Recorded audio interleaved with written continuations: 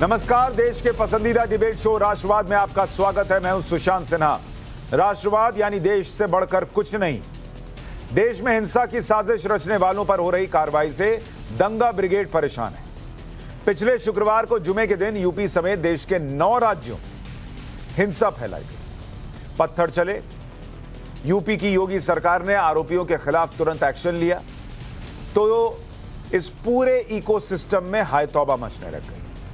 समुदाय विशेष की आवाज को दबाने की बातें कही जाने लगी। प्रयागराज में हिंसा का मास्टरमाइंड जावेद पंप के घर पर बुलडोजर चला।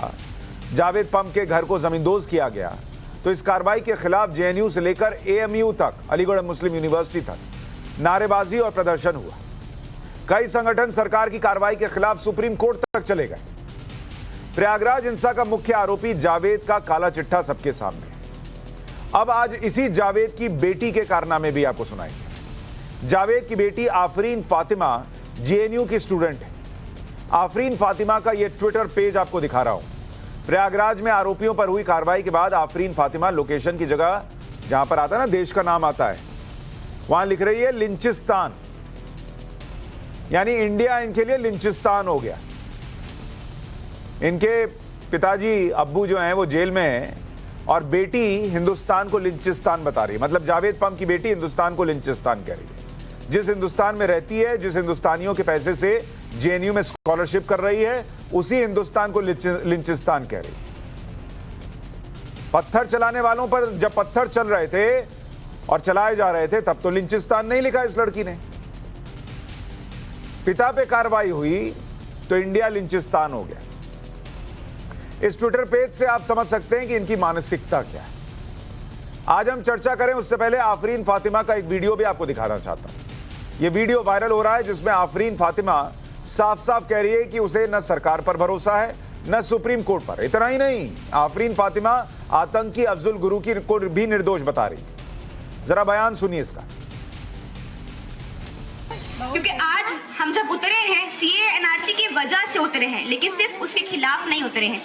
सीए एनआरसी के बाद हम रियलाइज करते हैं कि हमारा कोई भरोसा ही नहीं है किसी चीज पे। ना हम सरकार पे भरोसा कर सकते हैं, ना हम सुप्रीम कोर्ट पे भरोसा कर सकते हैं। ये वही सुप्रीम कोर्ट है जिसने इंडिया की कलेक्टिव कॉन्डक्ट के लिए अफजल को फांसी पे चढ़ाया था। ये वही सुप्रीम कोर्ट है जो आज पता चलता है कि अफजल गुरु का पार्लियामेंट अटैच में कोई हाथ नहीं था। ये वही सुप्रीम कोर्ट है जो कि पहले बोलती है कि बाबरी मस्जिद के नीचे कोई मंदिर नहीं था, ताला तोड़ना गलत था, मस्जिद गिराना गलत था, और फिर बोलती है कि यहाँ पे मंदिर बनेगा। तो हमको सुप्रीम कोर्ट से ना कोई उम्मीद है। जो मन में आए बोल दो और उसके बाद कह दो सुप्रीम कोर्ट पर भरोसा नहीं है, सरकार पर भरोसा नहीं है, इंडिया इनके लिए लिंचिस्तान है। लेकिन लोग इनके साथ खड़े होंगे, कुछ लोग, और कहेंगे ना ना ना, बुलडोजर नहीं चलना चाहिए। इतना ही नहीं, आफरीन फातिमा जेएनयू में रहकर देश के खिलाफ गतिविधियों में भी शामिल रही। देश विरोधी भड़काऊ भाषण देने वाले शर्जील इमाम का पुरजोर समर्थन करती रही।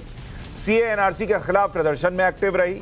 आफरीन फातिमा ने शाहीन बाग प्रदर्शन के दौरान प्रयागराज तक सड़कों पर लोगों को इकट्ठा किया। कर्नाटक में हिजाब बैन के खिलाफ विरोध प्रदर्शन को भी हवा दी। रिमेंबरिंग बाबरी मस्जिद नाम के पोस्टर उसकी फेसबुक टाइमलाइन पर मौजूद है। अब पहले भारत का मुसलमान होने और अरब देशों में बाहरी मुसलमान होने का फर्क जरा इनको समझना चाहिए। इंडिया लिंचिस्तान लग रहा है ना, सरकार पर भरोसा नहीं है, सुप्रीम कोर्ट पर भरोसा नहीं है। देखिए अरब देशों में क्या होता है। जिस विवादित बयान पर अरब देशों ने नाराजगी जताई थी उसके खिलाफ जब कुवैत में कुछ प्रवासियों ने प्रदर्शन किया तो कुवैत की सरकार ने उन प्रदर्शनकारियों को गिरफ्तार कर लिया, उन्हें वापस उनके देश भेजने का फरमान सुना दिया कि यहां नहीं रहना, जाओ बाहर, ये सब तमाशा करना है तो अपने देश में जाके करना। लेकिन इंडिया में कानूनी कार्रवाई भी हो तो सुप्रीम कोर्ट पर भरोसा नहीं और इंडिया लिंचिस्तान हो जाता है। इसके साथ ही कुवैत में इन लोगों की एंट्री बैन हो जाएगी। यह दावा है कि प्रदर्शनकारियों में भारतीय, पाकिस्तानी, बांग्लादेशी सब थे।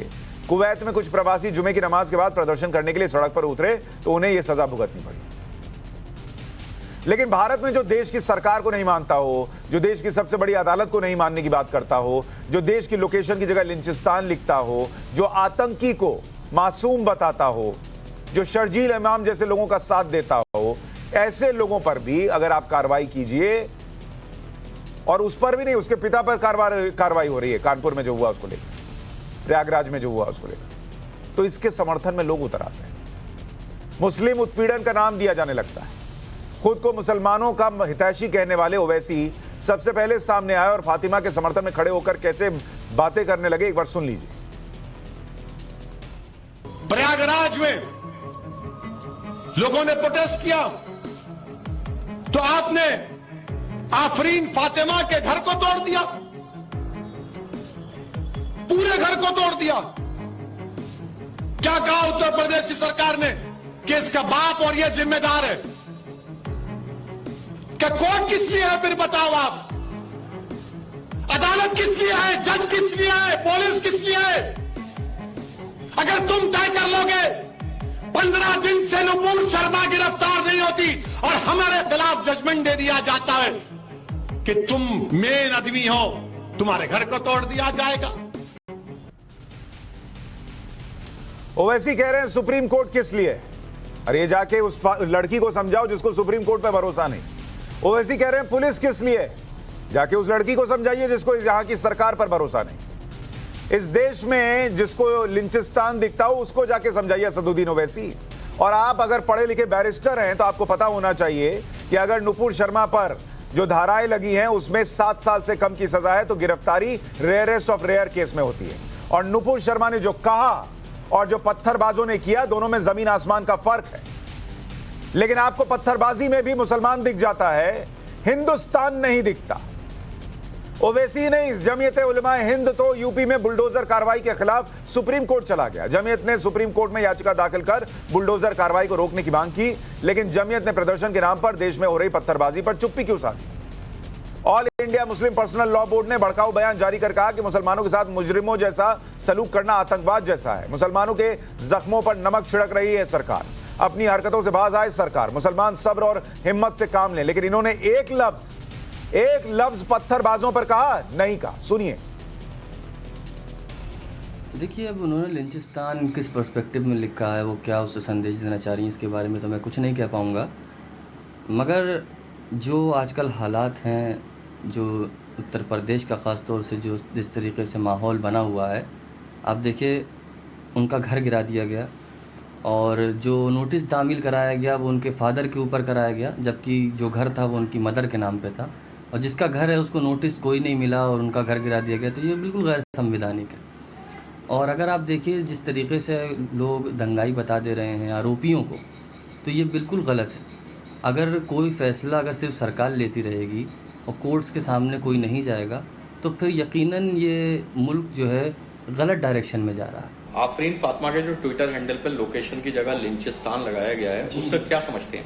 मैं देखिए बस इतना ही कहना चाहूँगा कि हिंदुस्तान के अंदर मुसलमानों के ऊपर बहुत से अत्याचार हो रहे हैं लगातार जगह जगह पर, लेकिन हिंदुस्तान था, है और रहेगा इंशाल्लाह। उनकी ये हरकत जो है वो गलत है थोड़ी सी। इस तरीके से हिंदुस्तान के किसी को नाम बदलने के कोई अधिकार नहीं है, ना ही इस तरीके कोई लिखने का कोई बात। बहुत गलत है उनकी बात जो है, ये मसला गलत है। हिंदुस्तान था, है और रहेगा। हिंदुस्तान का नाम लिंचिस्तान जैसे शब्द से क्या समझते हैं? इससे लिखने का क्या मतलब हो सकता है? ये इस मुद्दे पर बहस की शुरुआत करूं उससे पहले आपको यह भी बताते हैं कि प्रयागराज में जो हिंसा फैलाई गई उसमें करीब 150 से ज्यादा गाड़ियां बाहर की थी। उपद्रवी बाहर से बुलाए गए। इतना ही नहीं, पान मिठाई कबाब दुकानदार भी हिंसा फैलाने में शामिल थे। ऐसे में आज के सवाल हैं कि पत्थर चलाने वालों पर बुलडोजर क्यों ना चले? देश का तमाशा बनाने वालों पर कार्रवाई से किसे परेशानी है? कभी आतंकी के साथ, कभी पत्थरबाजों के साथ देश के साथ कब होंगे? जिन्हें संविधान कोर्ट में विश्वास नहीं, उनका साथ क्यों? बुलडोजर कार्रवाई पर बौखलाहट, पत्थरबाजी पर मौन क्यों? चर्चा करने के लिए डॉक्टर रिजवान अहमद वकील हमारे साथ जुड़ रहे हैं। हर्षवर्धन त्रिपाठी वरिष्ठ पत्रकार हैं। मौलाना पीर अली कादरी जुड़ रहे हैं हमारे साथ, अध्यक्ष हैं मरकजी अंजुमन कादरिया के। और अहमद अली अयाज राजनीतिक विश्लेषक जुड़ रहे हैं। आप सभी का बहुत बहुत स्वागत है। रिजवान अहमद साहब, पत्थरबाज पर, पेट्रोल बम फेंकने वाले पर, देश का तमाशा बनाने वाले पर, चाहे वो किसी भी धर्म का क्यों ना हो, बुलडोजर क्यों नहीं चलना चाहिए? जी शुक्रिया। जय हिंद, वंदे मातरम। देखिए, एक ही अपराध होता है, लेकिन कानून की नज़र में उसका नज़रिया दो अलग अलग होता है। आपने बोला पत्थरबाज पेट्रोल बम मार दिया, गाड़ी फूंक दी, दुकान जला दी। आप एक संगठन हो, आप प्राइवेट जॉब में हो या आप टेम्पररी जॉब में हो, आप परमानेंट के लिए लड़ाई लड़ रहे हो, आप आंदोलन करें, उसमें हिंसा हो जाए, उसमें रॉयटिंग हो जाए, पत्थर चल जाएं, गाड़ियां जल जाएं, ये भी रॉयट की श्रेणी में ही आता है। अब सवाल उठता है कि वहां पर घर क्यों नहीं गिराए जाते, यहां पर क्यों गिराए जाते हैं? सुशांत भाई, ये लोग जो कर रहे हैं, क्या हम तसव्वुर कर सकते हैं कि अगर ये कामयाब हो जाते या हो जाएं, ये कोई परमानेंट और टेम्पररी नौकरी की लड़ाई नहीं है या स्टूडेंट यूनियन के ये रॉयट्स नहीं है कि स्टूडेंट्स ने कोई गाड़ियां चला दी। मान लीजिए ये कामयाब हो जाएं, इसका धरातल पर असर समझते हैं हम लोग जो इनकी पैरवी कर रहे हैं। इसकी आग सुशांत भाई मेरे और आपके घर पर आएगी। ये रॉयट नहीं है, ये भूमिका बन सकती है खुदा न खास्ता गृह युद्ध की। पूरा देश इसकी चपेट में आ सकता है, सैकड़ों नहीं हजारों लोग मर सकते हैं, देश कोरोना काल के बाद लड़खड़ा सकता है। इसको आप सिर्फ रॉयट ना बोला करिए, पत्थरबाज रॉयट, गाड़ी जला दी तो क्या घर गिरा दोगे? नहीं, बिल्कुल नहीं गिराए जाएंगे रॉयटर्स के घर, पत्थर मारने वालों के घर। लेकिन इनकी सोच एक आम रॉयटर से बहुत अलग है। ये हिंदू मुसलमान उन्माद फैलाना चाहते हैं, ये मुझे आपको लड़ाना चाहते हैं, ये मेरे घर को भी जलवा सकते हैं, ये आपके घर को भी जलवा सकते हैं, ये देश को जलवा सकते हैं। ठीक है, तो ये आम रॉयट नहीं है। मान लीजिए पिछले जुमे को जो इनकी सोच थी वो कामयाब हो जाती, मान लीजिए जनाब 100 शहरों में रॉयट हो रहा होता, 100 पुलिस कम पड़ जाती, आर्मी लगी हुई होती। आप अच्छा ही अच्छा क्यों सोचते हैं कि एक झगड़ा हुआ और शाम तक खत्म हो गया? जरा इनकी नियत को बुरी नजरिए से भी तो सोच के देखिए। ठीक है, आप कह रहे हैं ये जलाने का देश में गृह युद्ध कराने जैसी कोशिश थी और इस पर सख्त कार्रवाई की जरूरत है और वो होनी चाहिए। मौलाना कादरी, आपके हिसाब से जो देश में माहौल बिगाड़ रहे हैं, जो देश में अस्थिरता पैदा कर रहे हैं, और वो भी तब जब कार्रवाई हो रही है, सारी चीजें होती दिख रही हैं, उन लोगों पर बुलडोजर क्यों नहीं चलना चाहिए? देखिए सुशांत साहब, बड़े ही क्लियर अंदाज में आपसे इंशाल्लाह गुफ्तगू करूंगा। ये जो पिछले जुमा का जो मसला उठा और जो उत्पात मचा, जो पथराव हुआ, इसकी हकीकी माना में तहकीक होनी चाहिए। क्योंकि देखिए, आप सोशल मीडिया के जरिए एक अपील की गई थी कि भारत बंद मनाया जाएगा, लेकिन उसके बाद फिर कोई ऑर्गेनाइजेशंस ने कहा कि नहीं, हमने ऐसी कोई अपील नहीं की, ये हम पर जो है इल्जाम है, हमने कोई अपील नहीं की। जब तक कि माहौल हद से ज्यादा खराब हो चुका था और हर एक के दिल में ये बात आ चुकी थी कि ये मुसलमानों के साथ बिल्कुल ही तौर पर गलत हो रहा है, हमारे नबी की शान में गुस्ताखी की गई है। बेशक नुपुर शर्मा ने जो कहा खतई गलत कहा और मोदी जी ने उसका नोट लेते हुए उनको पार्टी से बर्खास्त किया, उनके पर FIR हुई। और जो कोई भी हमारा कानून है, हमारा संविधान है, हम फिर एक बार हुकूमत से इस बात का मुतालबा करेंगे कि नुपुर शर्मा को कानून और संविधान के तहत जितना भी हो सके जल्द से जल्द उनको सजा दिलाई जाए। लेकिन इस बीच में जो शरारती तत्व है, जिसको फॉरेन फंडिंग है, आपके चैनल के माध्यम से मैं ये भी कहना चाहूंगा कि हमको ये पता लगाने की जरूरत है कि ये जो कुछ भी ऑर्गेनाइजेशंस जो उत्पात मचा रहे हैं कि इनको फंडिंग कहां से हो रही है। जैसे कि अभी आपने कहा कि कुछ गाड़ियां थी जो बाहर से आई प्रयागराज में, तो इनको ये खर्चा वगैरह सब किसने दिया? ये सारी चीजों की जांच होना चाहिए और इसके जो कोई भी कल्पित है, मैं बड़े ही साफ अंदाज में कह रहा हूं कि इनको सख्त से सख्त सजा दी जाए। तो कादरी साहब, मैं यही कह रहा हूं, कादरी भाई, आप जब खुद मान रहे हैं कि इस पूरे मामले में फॉरेन फंडिंग भी हो सकती है, बाहर से पैसा लगाया गया, शरारती तत्व थे जो ये सब कर रहे थे, तो मैं तो सिर्फ इतना पूछ रहा हूं कि अगर वो बाहर से फंडिंग लेने वाले लोग हैं, अगर वो शरारती तत्व हैं और बाहर से फंडिंग ले रहे हैं देश में आग लगाने के लिए, तो देश के साथ तो नहीं हो सकते। तो ऐसे लोगों पर बुलडोजर चलता है तो उनके समर्थन में लोग क्यों आते हैं? किसी भी कादरी साहब के घर पर तो बुलडोजर नहीं चल रहा, किसी रिजवान अहमद के घर पर बुलडोजर नहीं चल रहा, अयाज भाई के घर पर बुलडोजर नहीं चल रहा, हर्षवर्धन त्रिपाठी के घर पर बुलडोजर नहीं चल रहा, सुशांत सिन्हा के घर पर बुलडोजर नहीं चल रहा, प्रदर्शन करने वाले के घर पर भी बुलडोजर नहीं चल रहा। बुलडोजर नहीं चलवाना है तो सिंपल मैसेज है, पत्थर मत उठाओ, बुलडोजर भी नहीं चलेगा। अगर जिनको यह समझ में नहीं आ रहा उन पर इस देश में कार्रवाई क्यों ना हो? नहीं, देखिए सुशांत साहब, मैं यहां पर एक बात आपके जरिए हुकूमत तक पहुंचाना चाहूंगा कि कोई भी अगर टेररिस्ट भी हमारे हाथ को लगता है तो हम सिर्फ टेररिस्ट को सजा देते हैं, सारे घर का जो है हम सजा सारे घर वालों को नहीं देते हैं, सारे घर के छत पर से हम साया नहीं छीनते हैं। कादरी साहब, इसमें मेरा एक तर्क है, क्या मैं अगर आप इजाजत दें मैं 2 मिनट में रख देता हूं कि आप कह रहे हैं सारे घर को सजा नहीं देते हैं।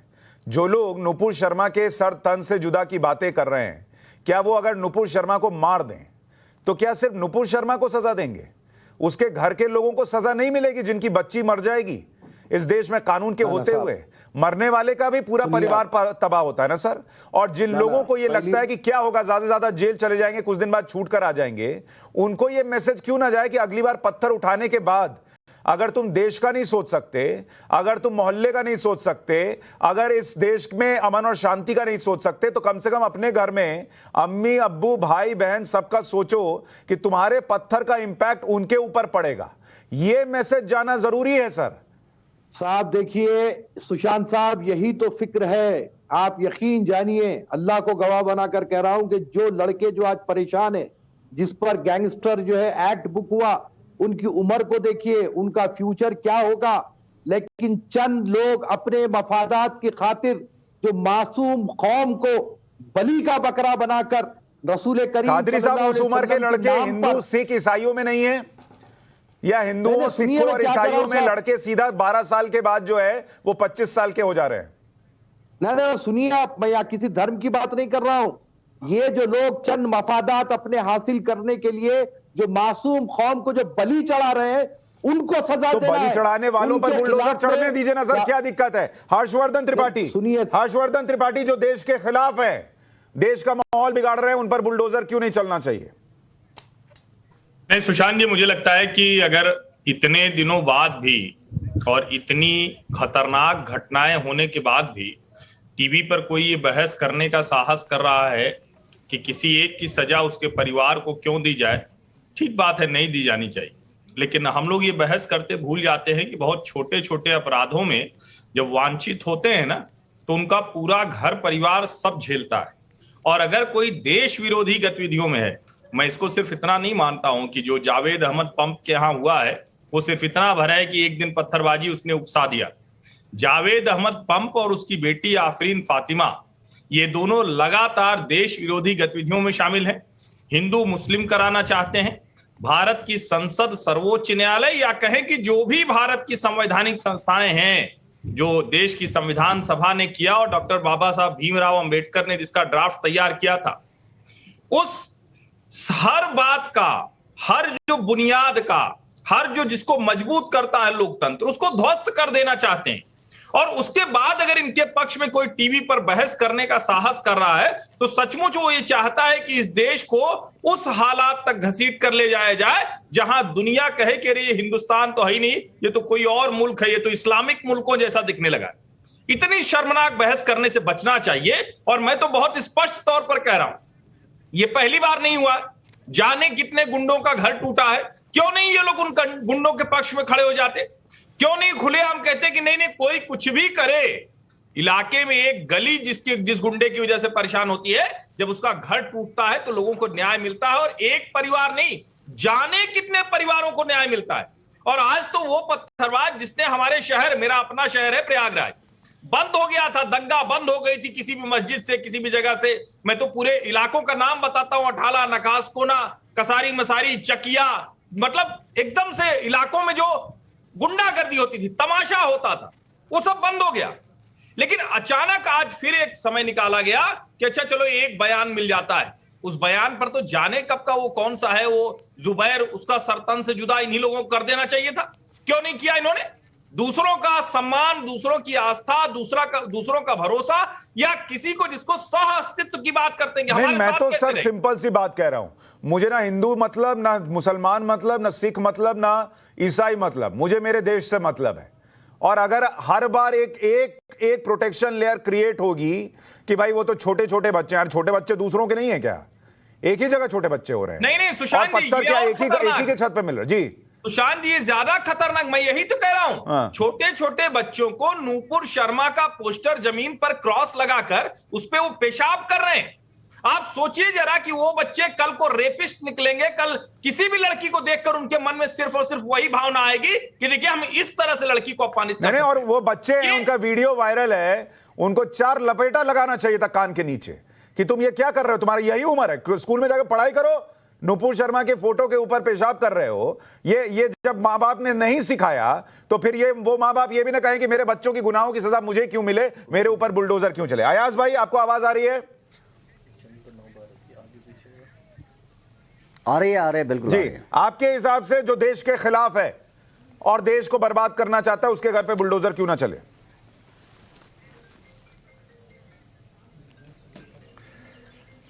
देखिए, देश में हर एक मामले को कैसे डील करना है, एक आईन बना हुआ है, एक कानून बना हुआ है।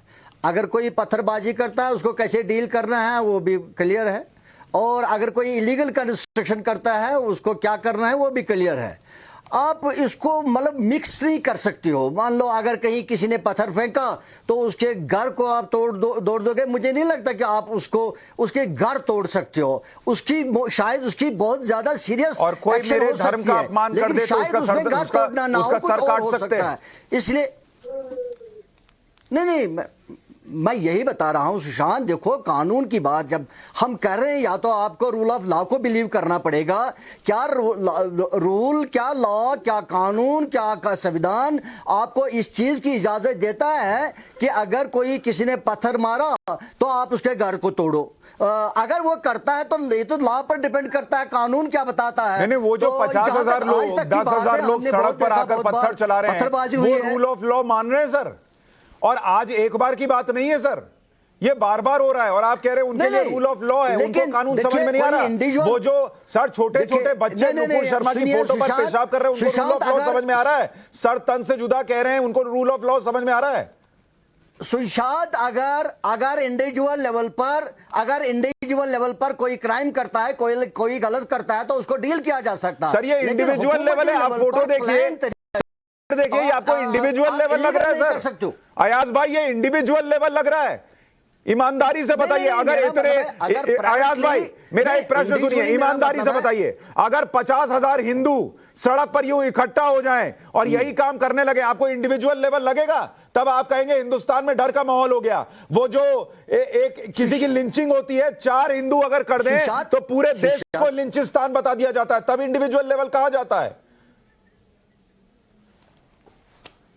सुशांत, अगर कलेक्टिवली भी ऐसा कोई क्राइम होता है तो उसको रूल ऑफ कानून के अंदाज से देखना पड़ेगा ना कि उसके लिए क्या सजा है। कानून मान कौन रहा है सर? तो अगर उसके रिजवान अहमद साहब कानून मान रहे हैं क्या? ये जब मन में आया, एक मिनट सर मुझे बताइए, जब मन में आया असदुद्दीन ओवैसी ने खड़े होकर कह दिया कि ज्ञान वापी का केस भले चल रहा हो लेकिन ज्ञान वापी जो है वो मस्जिद ही है और हम एक और मस्जिद शहीद नहीं होने देंगे, तब उस आदमी ने माना कि इस देश का कानून, इस देश का कोर्ट जो कहेगा हम वही मानेंगे?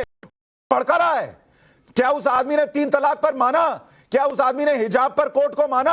नहीं माना। जब मन किया तब शरिया मानेंगे, जब मन किया कोर्ट मानेंगे, और जब कार्रवाई होगी तब शरिया और कोर्ट छोड़कर आएंगे कि कानून के हिसाब से चलना है। अगर कोई गलत करता है तो उसके लिए सजा हो सकती है। नहीं, एक मिनट सर, सर मुझे एक बात बताइए, नहीं अयाज भाई मुझे एक बात बताइए, पुलिस वाले क्या जूते खाने के लिए नौकरी करते हैं? मुझे ये बताइए अयाज भाई, पुलिस वाले के घर में बीवी बच्चे माँ बाप नहीं है, वो गोली खाने के लिए आए, वो पत्थर खाने के लिए आए, उनका कोई इंसाफ नहीं है सर, सिर्फ इसलिए कि उसने वर्दी पहन ली, कोई भी आए ठोक के चला जाए। सुशांत, मैं मानता हूं, तो सब मानते हैं, फिर आप बुलडोजर चलने से क्यों भागते हैं सर? रिजवान भाई, अयाज भाई जो कह रहे हैं वो कह रहे हैं कानून में नहीं है इसलिए बुलडोजर नहीं चलना चाहिए। रिजवान अहमद जी जी जी जी जी जी सुशांत भाई, जो आपने मुझे पहले बोलने का मौका दिया, एजाज भाई ने वो सारा बेकार कर दिया जितना मैंने अपनी पहली बाइट में समझाया था। फिर से कोशिश करता हूं समझाने की। एक व्यक्ति गौ हत्या करता है चुपके चुपके, उसका मांस बेचने के लिए, चुपके चुपके। पुलिस को पता चल जाता है, पुलिस उसे पकड़ लेती है, यह अपराध है। लेकिन एक व्यक्ति गौ हत्या करता है, उसका मांस शहर में इधर उधर डालने के लिए ताकि हिंदू मुस्लिम दंगे हों, यह भी गौ हत्या है। लेकिन दोनों गौ हत्याओं की सजा एक नहीं होगी। क्राइम में मोटिव और नियत देखी जाती है।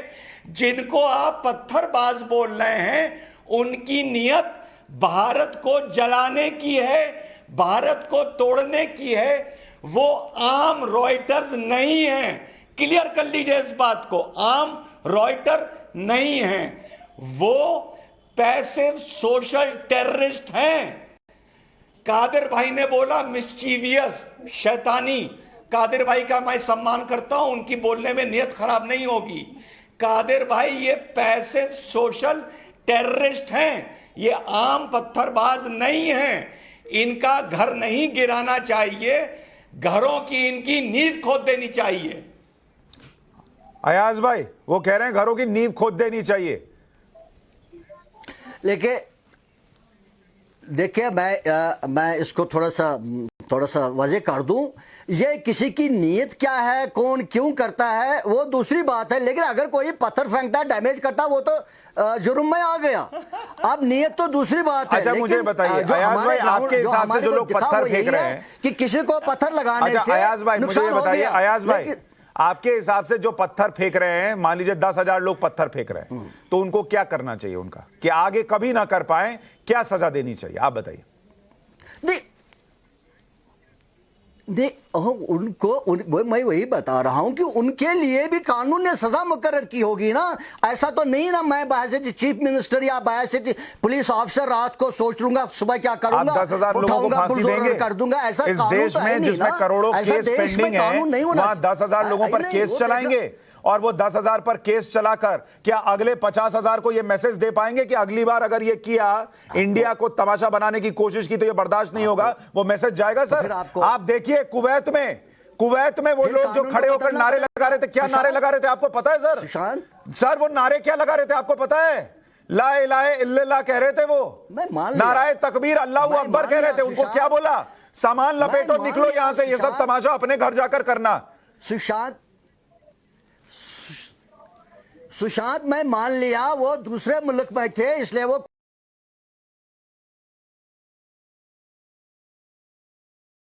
मामला सर ये है कि इंडिया का तमाशा बना के छोड़ दो और उसके बाद कार्रवाई भी मत करो। कादरी साहब आप बहुत देर से बोलना चाह रहे हैं। कादरी साहब देखिए सुशांत जी, आपको मैं जिस तरह तवज्जो दिलाना चाह रहा था, जो बात करना चाह रहा था, लेकिन हर्षवर्धन त्रिपाठी साहब के जहन में कुछ और चल रहा था, उन्होंने मुझे काउंटर किया। खैर मुझे उसकी परवाह नहीं है साहब। मैं ये कह रहा हूं कि इसके पीछे जो असली जो दिमाग है, जो अपने मफादात की खातिर मासूम कौम को भड़का रहे हैं, उनके मुस्तकबिल को तारीकी में डाल रहे हैं, उनके खिलाफ में सख्त से सख्त कार्रवाई होना मेरा ये मुतालिबा था। और इसकी जो जड़ है, असल इसकी जड़ साहब है सोशल मीडिया, जिसके तहत जहनों में जहर भरा जा रहा है। जिस तरीके से मुस्लिम पर्सनल लॉ बोर्ड ने एक लेटर दे दिया कि कोई भी टीवी चैनल में ना जाए, कोई मुसलमान टीवी चैनल में ना जाए।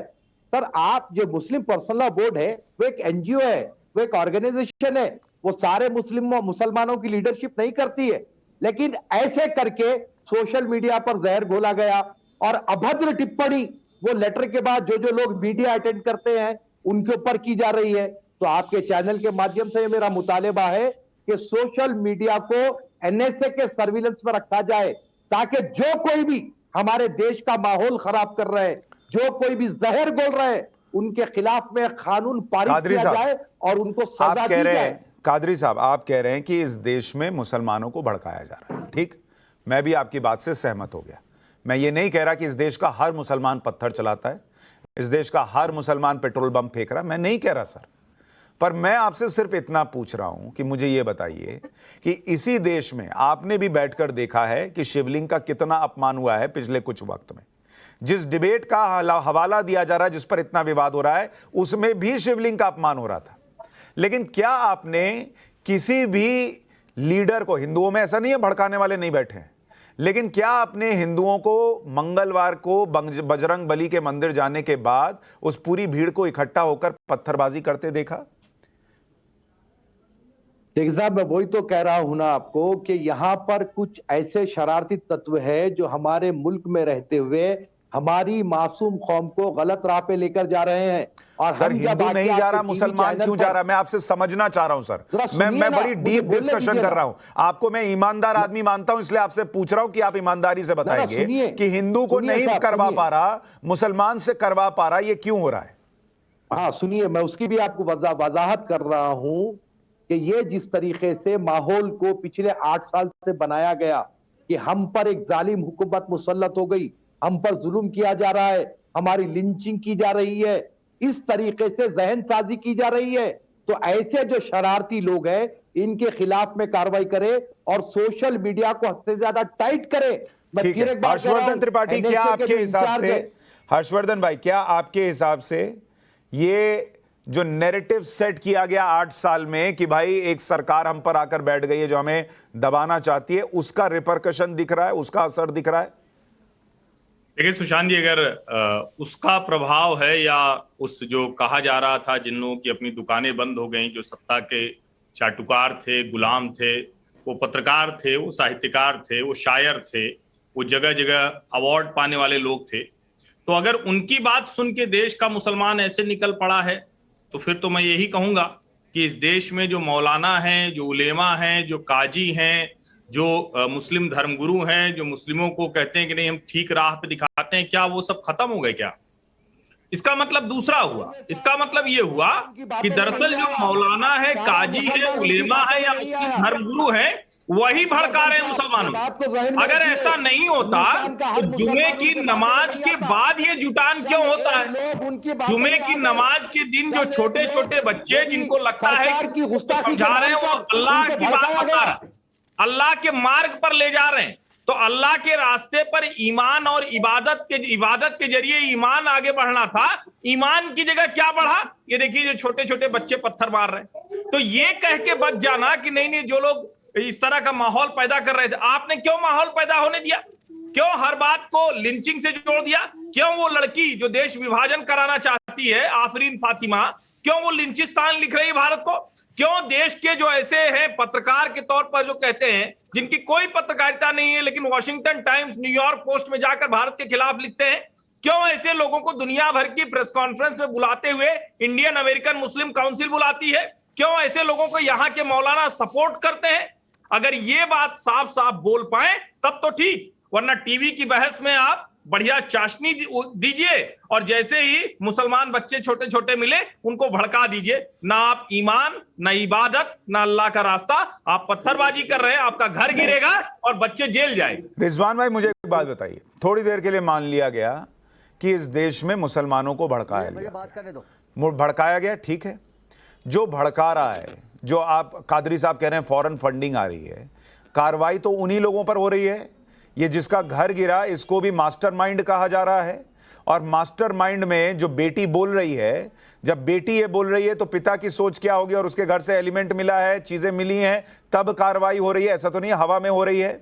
घर किसी के भी नाम पर हो, जब बेटी देश में सुप्रीम कोर्ट को नहीं मानती, देश की सरकार को नहीं मानती, वो आतंकी का समर्थन करती है, पिता जो है वो मास्टरमाइंड निकल कर आता है पत्थरबाजी के मामले में, तो उसका घर गिरे तो दूसरों को तकलीफ क्यों होती है? अगर आप वाकई इस देश के साथ हैं तो खड़े होकर मुसलमानों ने क्यों नहीं कहा कि बहुत अच्छा हुआ इसका घर गिरा दिया? मैं तो कहता हूं ये 4 लोगों के मैं नाम बताता हूं, इसको बाहर से फंडिंग आई है, इसका भी घर गिरा दो। ये किस दिन होगा और क्यों नहीं हुआ अभी तक?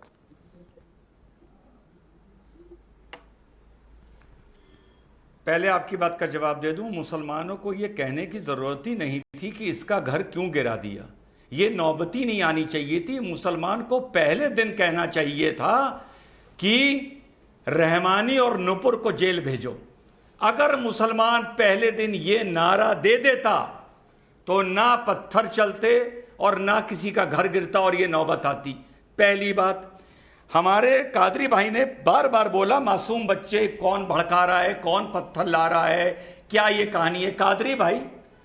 मुंबई में एक लड़का साद, उसने एक ट्वीट कर दिया नुपुर के फेवर में, 150 मुसलमान उसके घर पहुंच गए और मार थप्पड़, उसको 5 थप्पड़ मारे हैं और उससे माफी मंगवाई है। अब आप कहेंगे उनको भी कोई भड़का रहा है। अरे भाई, हमारे क्या बच्चे को कोई भड़का रहा है? दूसरी बात, तीसरी बात, कादर भाई ने कहा कि ये 8 साल में ऐसा माहौल बना है कि मुसलमान बहुत जल्दी भड़क रहा है। कादरी भाई, तस्लीमा नसरीन हिंदुस्तान में जहां भी कार्यक्रम करती थी घुस घुस के मारते थे। हैदराबाद में इसी ओवैसी ने तस्लीमा नसरीन पर हाथ छोड़ा था। तब तो मोदी नहीं था, तब तो योगी नहीं था, तब तो लिंचिंग नहीं थी। तो फिर आप अगर 8 साल को जिम्मेदार मान रहे हैं तो तस्लीमा नसरीन को जो औरत होते हुए मारा जा रहा था, थप्पड़ मारे जा रहे थे, कादरी भाई फिर वो क्या था? कादरी भाई, गलत आर्गुमेंट ना करिए, सच्चाई कबूलिए कि कहीं ना कहीं कुछ कमी है, कहीं ना कहीं हम नौजवानों में, मुसलमानों में तरबियत की कमी है। वो जब छलक कर सड़क पर आती है तो हम उपद्रवी बन जाते हैं और हम में सहनशीलता नहीं है। मोदी योगी पर इन घटनाओं का ठीठरा कादरी भाई ना फोड़िए। कादरी भाई, आप जवाब दीजिएगा, मैं एक प्रश्न पूछता हूं, मैं सिंपल प्रश्न पूछता हूं। बुलडोजर चल रहा है, सबको क्लैरिटी है, जो लोग भी बात कर रहे हैं वो ये तो नहीं कह रहे कि वो मासूम था। कोई कह रहा है कि कानून में नहीं है, कोई कह रहा है ये नहीं है, वो नहीं है, बच्चों के हाथ में पत्थर दे दिया, कोई बाहर से फंडिंग आई, दूसरी चीजों की एक लेयर हम क्रिएट कर रहे हैं कि बुलडोजर ना चले। जो लोग कह रहे हैं कि बुलडोजर नहीं चलना चाहिए, मुझे ये बताइए कादरी साहब, आप भी इस देश से मोहब्बत करते हैं, मैं भी करता हूं, हम दोनों को तकलीफ होती है जब देश में इस तरीके की तस्वीर होती है। हम क्यों हर बार एक बहाना ढूंढते हैं कि कोई अगर आतंकी कश्मीर में मार गिराया जाए, जो पोस्टर बॉय हो, तो कहते हैं इसको आर्मी वाले ने एक थप्पड़ मार दी थी, इसका तो पिता बेचारा टीचर था लेकिन ये बेचारा आतंकी बन गया। हम क्यों ये बहाना ढूंढते हैं कि मीडिया ये सब करा रही है? अरे मीडिया नहीं था तब भी 1947 में हिंदू मुसलमान जो है वो अलग अलग देश में गए ना, तब भी हो रहा था ना सर। टीवी आने के पहले भी इस देश में दंगे हो रहे थे ना। हम क्यों कभी सरकार, कभी नेता, कभी पुलिस, कभी आर्मी, कभी मीडिया, इसकी एक लेयर क्रिएट करते हैं ऐसे लोगों को बचाने के लिए? और जब तक ये लेयर क्रिएट होगी सर, ये पत्थर चलेंगे। मैं आपको लिख के दे रहा हूं सर। सबसे पहले सुशांत साहब, रिजवान भाई को बोल रहा हूं कि रिजवान भाई, मैंने ये नहीं कहा कि योगी और मोदी के शासन के ऊपर मैं कोई ठीकरा नहीं फोड़ रहा हूं। मैं वो लोगों की तरफ कह रहा हूं कि जो योगी मोदी शासन के खिलाफ में मुसलमानों की जहनसाजी किए हैं, और जो लोग पढ़े लिखे नहीं है उनकी जहनसाजी किए हैं। जो पढ़ा लिखा मुसलमान है उनकी बातों में नहीं आया, ये बात को क्लियर करिए। और ये वो लोग हैं जो कांग्रेस के शासन में अपने आप को हुकूमतों से करीब रखते हुए अपने मफादात काफी हासिल किए। आज वही गैंग है जो योगी मोदी शासन के खिलाफ में लोगों को भड़का रहे हैं। तो मैं उस तरफ इशारा कर रहा था। अरे साहब, मैं तो मुस्लिम पर्सनल लॉ बोर्ड के स्टैंड के खिलाफ खड़ा हूं, तो मैं कहां से वो गैंग की तायद कर रहा हूं? मैं खतई तायद नहीं कर रहा हूं। मैं ये कह रहा हूं कि ये लोग मासूम मुसलमानों को भड़का रहे हैं, इनके खिलाफ, इनके जहनों में जहर भर रहे हैं, इनके खिलाफ में कार्रवाई की जाए, मैं ये कह रहा हूं। ठीक है, तो बुलडोजर चल रहा है, ठीक हो रहा है ना सर? सुनिए, मैं जो कह रहा हूं कि आपने जो कहा कि लेयर जो चढ़ाई जाती है, साहब लेयर चढ़ाने वाले भी यही गैंग है, जो सारे मुसलमान इनके साथ में नहीं है। चंद लोगों को लेकर ये मुल्क का वातावरण खराब कर रहे हैं। और मैं आपसे फिर एक बार बुलडोजर की बात कर रहा हूं सर, आप अगर किसको कल्पित पाते हैं तो आप उसको जेल में डालिए, आप उसको फांसी की सजा दीजिए, क्या करना है करिए, लेकिन सारे घर वालों को बेसहारा, बेछत मत करिए। सर फांसी की सजा तो दे दी ना सर, लेकिन उस फांसी की सजा को देने का नतीजा यह है कि वो लड़की खड़े होकर कहती है कि मुझे सुप्रीम कोर्ट और देश की सरकार पर भरोसा नहीं है। चोट वहां नहीं हो रही जहां करनी है, चोट वहां तब होगी जब उन लोगों को समझ में आएगा कि मैं तो जेल चला जाऊंगा लेकिन मेरा परिवार कहां सोएगा, कहां रहेगा। हर्षवर्धन त्रिपाठी जी, देखिए सुशांत, मैं एक बात थोड़ा अच्छे से समझाता हूं। देखिए मौलाना पीर अली कादरी जो कह रहे हैं, तो मैं इनकी भावना की प्रशंसा करता हूं, लेकिन मौलाना साहब आपके आसपास जो लोग हैं, तो पत्थर लेके जब निकलते हैं तो उनके जहन में जहर भरने क्या हर्षवर्धन त्रिपाठी या सुशांत सिन्हा या रिजवान आ सकते हैं क्या? मैं आपके आसपास की बात कर रहा हूं, जहां के आप मौलाना होंगे, जहां जिस जगह आप रहते होंगे, जहां के बच्चे आते होंगे, जहां के लोग आपके पास आते होंगे।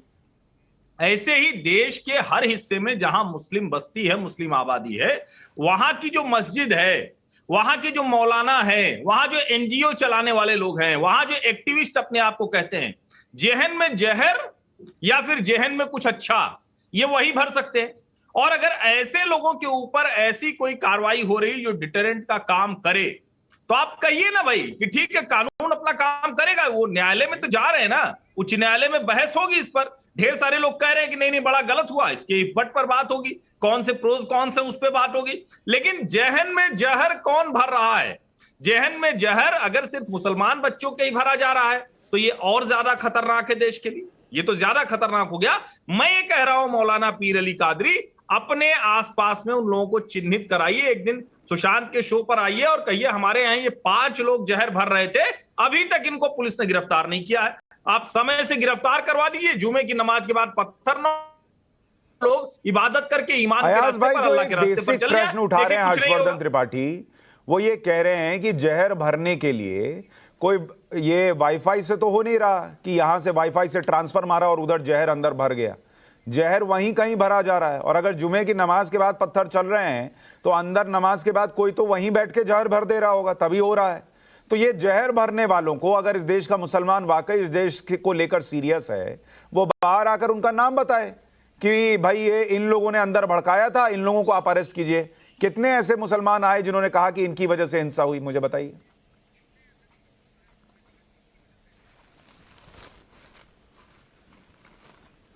अयाज भाई। अच्छा, मेरे लिए सवाल है जी। नहीं, देखिए, जहाँ तक मस्जिद के अंदर की बात है, ये मैं वसूख से कह सकता हूँ कि मस्जिद के अंदर ऐसी कोई बात नहीं बताई जा सकती है कि भाई आप बाहर जाके प्रोटेस्ट करना और पत्थर मारना, किसी को ज़ख्मी करना या किसी को चोट पहुंचाना, मस्जिदों में ऐसा नहीं सिखाया जाता है। अगर कोई ऐसा सोचता है, वो प्रोपेगेंडा करता है, वो गलत बोलता है। अब यह है कि एक प्रोटेस्ट इसलिए उस वक्त चला कि भाई मैं माफी के साथ आपको रोक रहा हूं, मुसलमानों के एक रिलीजियस, मैं माफी के साथ आपको रोक रहा हूं। मैं ये कह रहा हूं, ठीक है, मस्जिद के अंदर किसी ने नहीं बताया कि वहां पत्थर चलाओ, ठीक, 10,000 की भीड़ है, मान लीजिए 10,000 से मेरी बात, हाँ ठीक है, मैं मान लिया, आपकी थोड़ी देर के लिए बात मान लिया।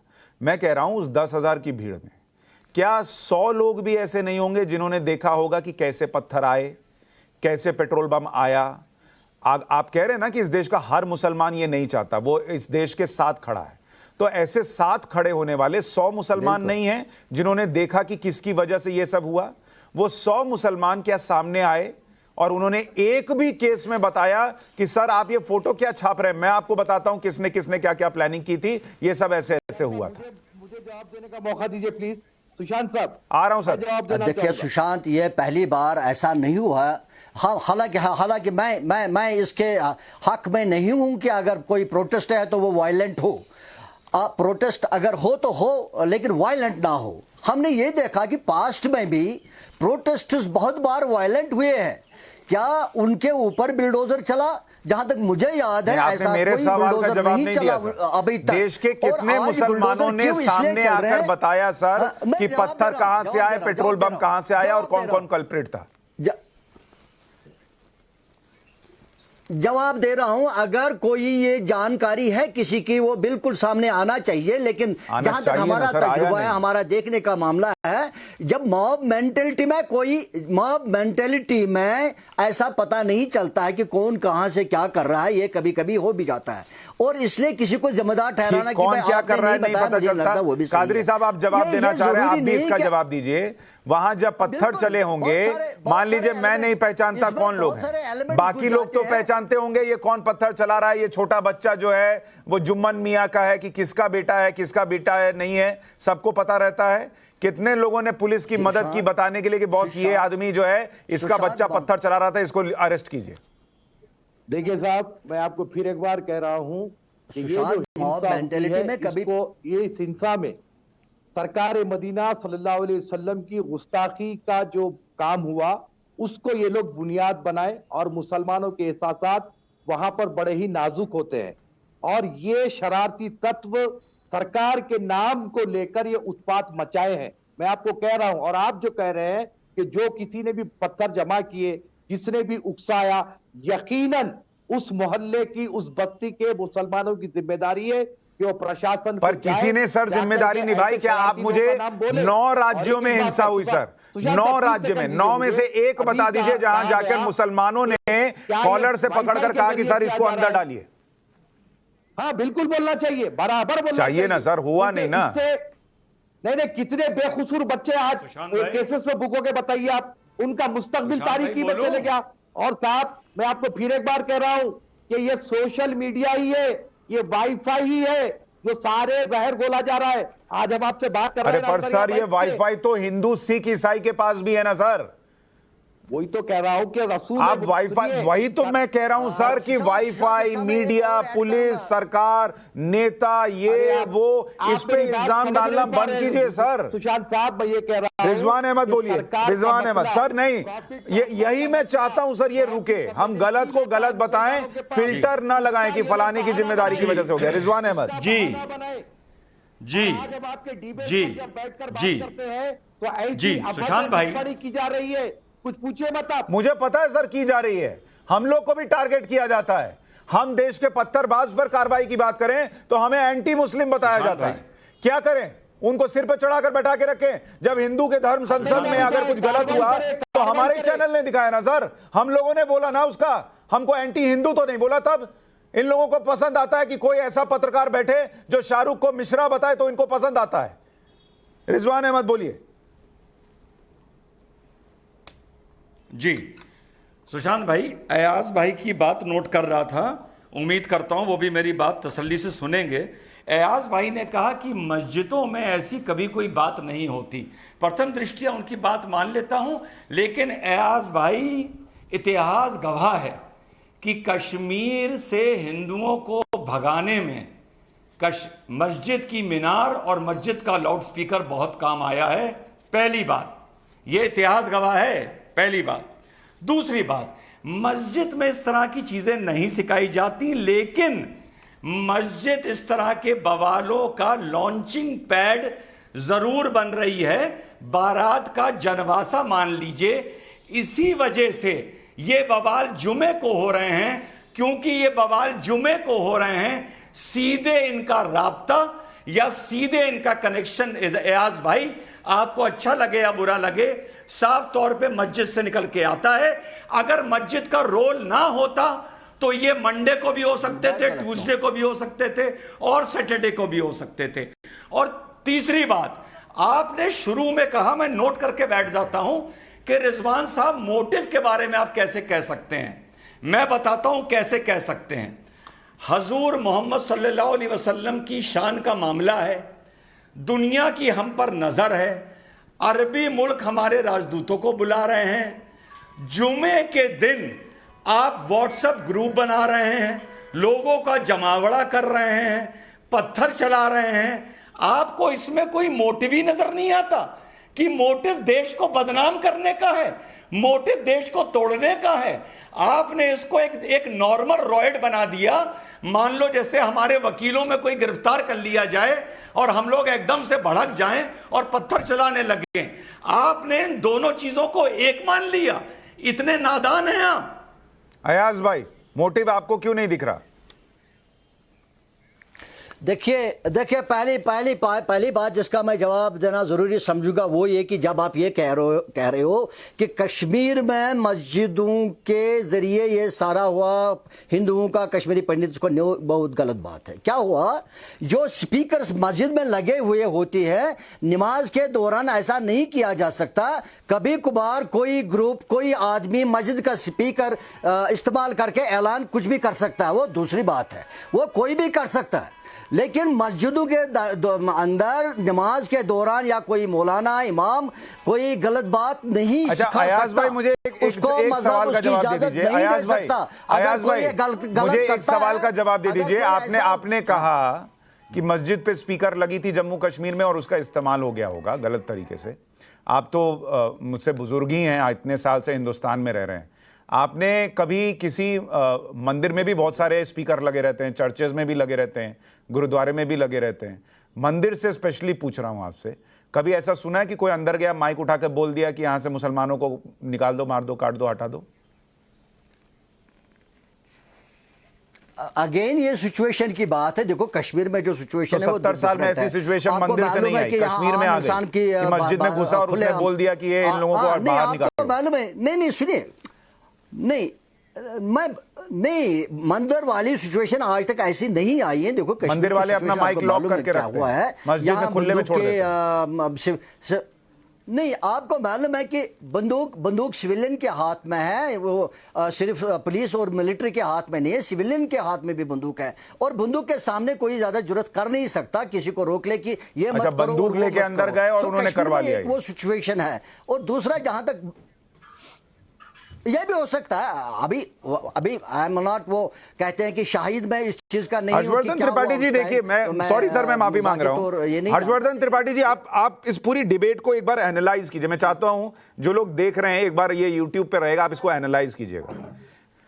देखिए कैसी कैसी बातें सर आई हैं, मैं उसको जरा रखना चाहता हूं कि चूंकि भावनाएं भड़का दी गई, भावनाएं तो सबकी भड़क सकती है ना सर। हम ये जैसे ही लाते हैं कि भावनाएं भड़का दी गई, आप एक प्रोटेक्शन लेयर क्रिएट करते हैं कि उसकी तो भावना भड़की थी इसलिए वो ऐसा कर। अरे भावना तुम्हारी अकेले की थोड़ी है भाई, सबके पास भावना बैठी है, सबके अंदर भावना बैठी है।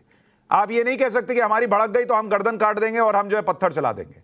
तो भावना अकेले की नहीं है भाई, ये बात समझ लीजिए। दूसरी बात कि जब ये हो रहा है कि भाई मस्जिद से नारे, वो स्पीकर का इस्तेमाल हो गया, बंदूक लेके यही प्रोटेक्शन लेयर तो दिक्कत है त्रिपाठी जी। देखिए सुशांत जी, मुझे लगता है कि अगर हम आंख बंद करके बैठ जाएं, आपके बहानाओं की जब बात हुई तो जो उनको कुछ कहीं भी ठेस हो रहा नहीं है पहुंची ना, वो होना बंद हो जाएगा, क्योंकि हमारी आंख बंद हो गई है। या हम सर में अपना सर जो है जमीन में गाड़ लें और कहें कि देखिए अब तो सब एकदम दुनिया दूसरी तरह से दिख रही है, तो ऐसा होने वाला नहीं है। अब दुर्भाग्य ये है, और मैं इसको बहुत बड़ा दुर्भाग्य कहूंगा, कि दुनिया के जो मतलब भारत के मुसलमान जो इस्लामिक मुल्कों की तरफ देखते रहते हैं, उनसे वो पैसे पा जाते हैं, उनसे वो कहते हैं कि थोड़ा सा हम जो हरकतें करेंगे वो सब पा जाएंगे, उसके लिए मदद मिल जाएगी, लेकिन उनके बच्चे बर्बाद हो जाएंगे, उनका मुसलमान होना खराब हो जाएगा। यही बात तो मैं समझाना चाहता हूं। मेरे माफी चाहूंगा, मेरे पास वक्त इतना ही था। मैं सिंपल सी बात कह रहा हूं कि अगर आप ये जिम्मेदारी मानते हैं कि कोई बाहर से फंडिंग कर रहा है, कोई दिमाग में जहर भर रहा है, तो इस बात की भी जिम्मेदारी लीजिए कि जब आप टेलीविजन पर बैठकर या कहीं भी और कभी मीडिया को, कभी नेता को, कभी सरकार को, कभी सुप्रीम कोर्ट को, कभी किसी और को, कभी बंदूक कल्चर को, कभी कुछ और को जिम्मेदार ठहराएंगे, तो उस गलत आदमी के दिमाग में यह भरेंगे कि हाँ मैं तो उतना गलत नहीं हूं, देखो ये भी मेरे समर्थन में बोल रहा था। और जब ये होता है तो यही पत्थर चलता है, और जब पत्थर देश के खिलाफ चलेगा तो बुलडोजर क्यों नहीं चलेगा। राष्ट्रवाद में आप सभी का जुड़ने के लिए बहुत बहुत शुक्रिया।